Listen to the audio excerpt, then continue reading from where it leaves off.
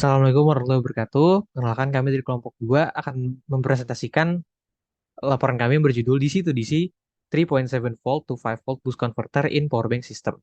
Berikut adalah anggota-anggota kelompok kami. Yang pertama ada Andreas Anusitoyo, yang kedua ada Peter, dan ketiga ada saya sendiri di nama dan Flick. Masuk ke latar belakang, powerbank ini digunakan untuk mengatasi masalah daya baterai terbatas pada perangkat elektronik portable. Namun, banyak perangkat yang membutuhkan tegangan lebih tinggi daripada yang disediakan oleh powerbank tersebut. Nah, oleh karena itu, DC-DC boost converter ini berperan untuk mengubah tegangan baterai rendah menjadi tegangan yang lebih tinggi. Caranya dengan menggunakan transistor dan induktor, boost converter ini bakal menyimpan energi dan melepaskannya sebagai tegangan lebih tinggi. Nah, pada laporan ini kita akan membahas prinsip kerja boost converter dalam powerbank, komponen yang digunakan, tantangan dan implementasi, dan dengan pemahaman ini kita dapat menghadapi tantangan daya baterai pada perangkat elektronik sehingga lebih efisien dan handal. Oke, boost converter itu apa sih? Jadi boost converter itu adalah salah satu jenis converter DC-to-DC yang digunakan untuk meningkatkan tegangan input DC menjadi tegangan output yang lebih tinggi. Nah, prinsip kerjanya itu disahkan pada penggunaan duty cycle. Nah, jadi boost converter ini terdiri dari beberapa komponen utama, yaitu pertama ada induktor untuk menyimpan energi dari sumber tegangan saat saklar off dan melepaskannya saat on. Yang selanjutnya ada saklar untuk mengendalikan arus melalui induktor. Yang ketiga ada dioda untuk yang dipasang sebagai saat penyara untuk arus saat keadaan terbuka. Dan yang terakhir ada kapasitor untuk menyimpan energi sementara dan menjaga kestabilan tegangan output. Nah, cara kerja dari boost converter ini, jadi saat saklar ditutup, arus akan mengisi induktor. Saat saklar dibuka, energi akan disimpan di induktor dan tegangan akan diinduksi. Nah, tegangan tersebut akan mengisi kapasitor, menghasilkan tegangan keluaran lebih tinggi daripada tegangan masukan. Nah, jadi meskipun tegangan ini meningkat, arusnya akan berkurang. Nah, pengubah boost converter ini digunakan dalam beberapa aplikasi seperti sumber daya dan sistem energi terbarukan. Nah, oke. Selanjutnya kita akan membahas perhitungan. Jadi di sini langkah pertama yang harus kita lakukan, kita harus menghitung duty cycle-nya dulu dengan rumus D sama dengan 1 min tegangan input dibagi tegangan output.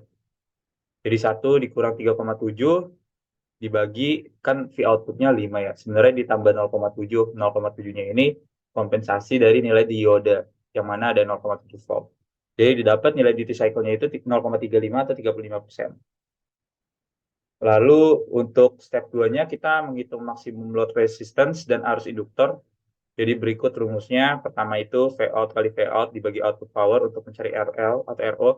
Jadi V out-nya ini kembali ke 5 karena ada kompensasi sama dari dioda. Dapatkan 2,5 ohm. Terus kita nyari arus L average-nya dengan rumus output power dibagi input voltage dikali percentage efisiensi, yang mana percentage efisiensinya itu dianggap 1. Didapatkan hasilnya itu 2,7 ampere. Lalu kita cari delta IL, yang mana rumusnya 20/100 dikali IL average. Nilainya itu kurang lebih 0,2. IL max dan IL min-nya tinggal ditambah dan dikurangin. Dapat 2,9 dan 2,5. Lalu kita menghitung critical inductance sama output kapasitor. Nah, dua komponen ini yang akan dipakai untuk perhitungan kita pada rangkaian. Nanti akan diinputkan ke rangkaian, gimana cara kerjanya, mungkin akan dijelaskan selanjutnya. Jadi L-min didapatkan 1,848 dan kapasitor didapatkan 140 mikrofarad sesuai dengan rumus yang tertera di layar. Nah, sebenarnya kita bisa menggunakan feedback resistor atau overcurrent protection dan juga current sensing. Tapi pada percobaan kali ini kita tidak menggunakan current sensing, jadi tidak diperlukan. Selamat malam, perkenalkan saya Andreas Anugrah Pitoyo, NPM 2006523584 akan melanjutkan presentasi dimulai dari rangkaian sudah selesai. Jadi untuk rangkaian ada 3 jenis rangkaian. Pertama adalah rangkaian teoritis, kemudian ada juga rangkaian tuning, dan rangkaian final atau feedback. Jadi untuk rangkaian teoritis akan menggunakan nilai-nilai komponen berdasarkan perhitungan yang teman saya sudah lakukan, yaitu induktor 1,8 mikro, kapasitor 140 mikro, dan duty cycle 0,35 dengan gating block sudut pemotongan 0 dan 126 derajat. Bisa dilihat outputnya stabil di 5 volt, tetapi ada spike overshoot di 9 volt, dan untuk arus dia stabil di 2 ampere, tapi ada spike overshoot 3 ampere. yang artinya kurang baik untuk smartphone. Kemudian untuk tegangan bisa dilihat di sini, ini adalah nilai tegangannya. Di sini bisa dicari ripple, yaitu lihat dari tegangan yang tingginya, kemudian yang rendahnya, masukkan ke tabel, cari selisih keduanya, didapatkan VVP ripple. Kemudian VVP ripple tersebut dibandingkan dengan tegangan rata-rata di sini 4,98, lalu dapat persentase ripple-nya. Di sini 1,658% saat R load-nya 1,66 ohm, atau bebannya di arus 3 ampere. Di plus gini, berarti ini cukup baik lah, tapi tidak memenuhi syarat triple 1%. Kemudian di sini saat bebannya 2,5 ohm, bisa dilihat bahwa dia V output-nya dia menyentuh angka 5,15 volt, dan ripple-nya ini tidak beraturan, dia ada membentuk harmonisa, dan nilainya juga bervariasi ripple-nya, kurang baik untuk rangkaian. Bisa dilihat ripple persentasenya 1,9 dan 1,2. Terakhir untuk beban 5 ohm, ripple-nya seperti ini, tetapi tegangannya menyentuh 6,4 volt. Ini bisa merusak HP karena melebihi batas USB. Kemudian untuk arus kurang lebih sama. Yang R load-nya 1,6 ohm, dia di 3 ampere, ripple-nya demikian. Kalau yang bebannya 2,5 ohm seperti ini, tetapi ini membentuk harmonik, jadi kurang baik. Sementara kalau yang ini, dia ripple-nya paling kecil, tapi tegangannya melebihi spesifikasi. Jadi ini bisa merusak HP. Kemudian rangkaian tuning atau jadi ada komponen yang diubah nilainya berbeda dari perhitungan, yaitu induktor diganti ke 100 mH. Efeknya apa? Yaitu outputnya tetap stabil di 5 volt, tetapi bisa dilihat sudah tidak ada overshoot lagi. Untuk arus juga sama, dia stabil di 2 ampere dan tidak ada overshoot. Tapi dia responnya menjadi lambat, itu butuh 0,4 second untuk mencapai steady state. Ini untuk tegangannya, ripple tegangannya bisa lihat di sini bentuknya envelope-nya tidak beraturan atau membentuk seperti ini, dan nilainya setelah dihitung 1,5%, yang ini 0,99%, yang ini 0,49%. Artinya yang kedua ini saat arus 2 ampere dan saat arus 1 ampere ini ripple kecil, memenuhi syarat, berarti ini baik untuk charging. Kalau ini yang versi arusnya kurang lebih sama. Ini untuk ripple-nya 1,4, yang ini 1%, yang ini 0,5%. Yang kedua ini baik, yang ini paling baik untuk pengisian baterai. Selanjutnya, jadi rangkaian tuning tadi sekarang diberikan feedback untuk mengendalikan PWM. Jadi PWM itu sudah tidak menggunakan gating block. Jadi gimana caranya untuk desain? Pertama, target veload kan 5 volt karena USB. Terus jangan lupa ada fade drop diode 0,7, jadi target veloadnya itu 5,7 untuk kompensasi diode. Dicari duty cycle, didapat ternyata duty cycle 0,35. Kemudian duty cycle 0,35 itu gimana nanti kalau dia dibandingin sama sawtooth, sinyal sawtooth. Jadi untuk sinyal sawtooth kan dia 2,5 volt, dan satu sawtooth itu dia 10 mikrosecond. Berarti kalau misalnya 35% on, berarti 3,5 mikrosecond itu harus di atas tegangan sawtooth. Di sini dicari dengan perbandingan seperti ini, didapatkan VDIF 0,875 volt, atau ketika tegangannya 0,875 volt pembandingnya, nanti duty cycle-nya otomatis akan 35%. Kemudian bagaimana cara dapat VDIF 0,875? Bisa dengan rumus berikut, setengah VRF kurang divider tambah setengah VRF. VRF-nya pakai 2,5 volt. Di sini pakai pakai TL431 jenis diode untuk tegangan referensi. Tapi karena sulit, jadi saya pakai tegangan DC aja 2,5 volt, dan ini ada divider. Jadi yang di sini masukkan 1,25.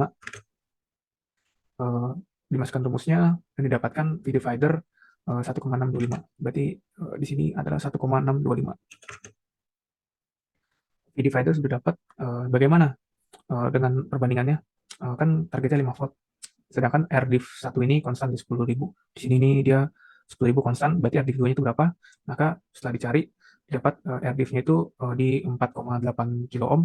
Akan tetapi agak meleset sedikit hasilnya kalau pakai 4,8 kilo ohm, jadi di sini pakai 5,4 kilo ohm. Dan ini untuk setelah tegangannya di scope, dicek untuk tadi VDIF 0,875 sesuai dengan perhitungan. Kemudian untuk VRF dia pakai 2,5 tapi divider 2 kali, jadi setengahnya 1,25 ini. Kemudian untuk V-divider, divider dari output, dia dapat di 1,625. Kemudian di sini ada juga perbandingan, jadi ketika di blok yang ini, yang komparator membandingkan tegangan sawtooth dengan tegangan diff. Di sini saat tegangan diff itu dia nilainya di atas dari tegangan sawtooth, maka VGATE akan on atau tegangannya 1. Sementara kalau misalnya VDIF-nya itu dia ada di bawah phase output, maka VGate akan off. Contoh di sini dia phase output-nya dia tinggi, sementara VDIF-nya dia sekitar segini, maka VGate-nya akan off atau nol.